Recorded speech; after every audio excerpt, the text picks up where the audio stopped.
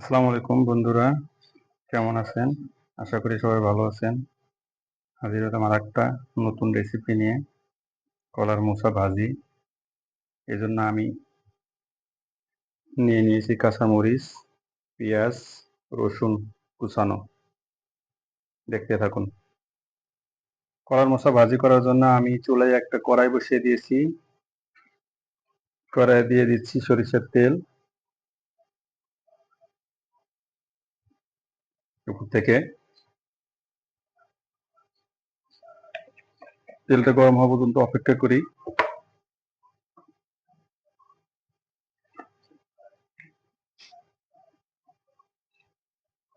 তেলটা গরম হয়ে আসছে, আমি একটু দিয়ে দিচ্ছি গোটা জিরে।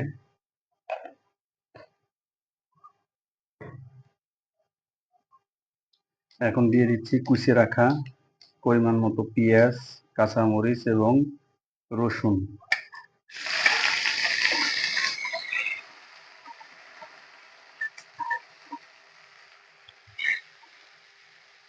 এগুলো একটু ভালো করে ফ্রাই করে নিব।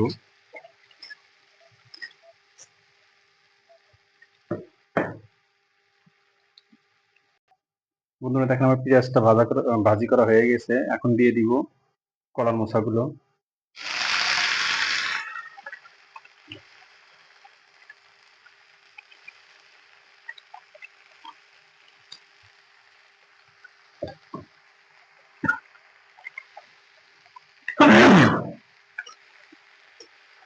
কলার মোচাগুলো আমি ভালো করে নাড়াচাড়া দিয়ে একটু মিশিয়ে নিব মশলার সাথে, পেঁয়াজ রসুনের সাথে। তেলটা যেন মশলার সাথে মিশে যায়।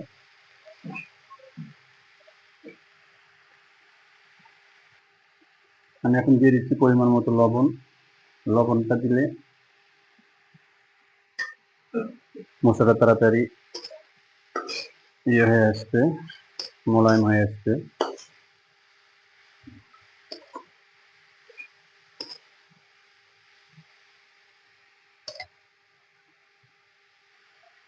এ পর্যায়ে দিয়ে দিচ্ছি হলুদের গুঁড়া, ধনিয়ার গুঁড়া,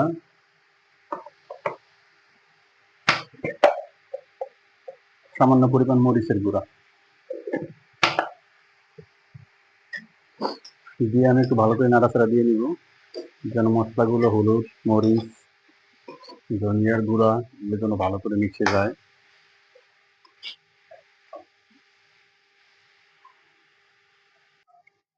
বন্ধুরা দেখেন আমার ভাজির অনেক সুন্দর কালার চলে আসছে। এভাবে অল্প সময়ে কলার মোচা ভাজি করা যায়। আপনারা বাসায় ট্রাই করে দেখতে পারেন।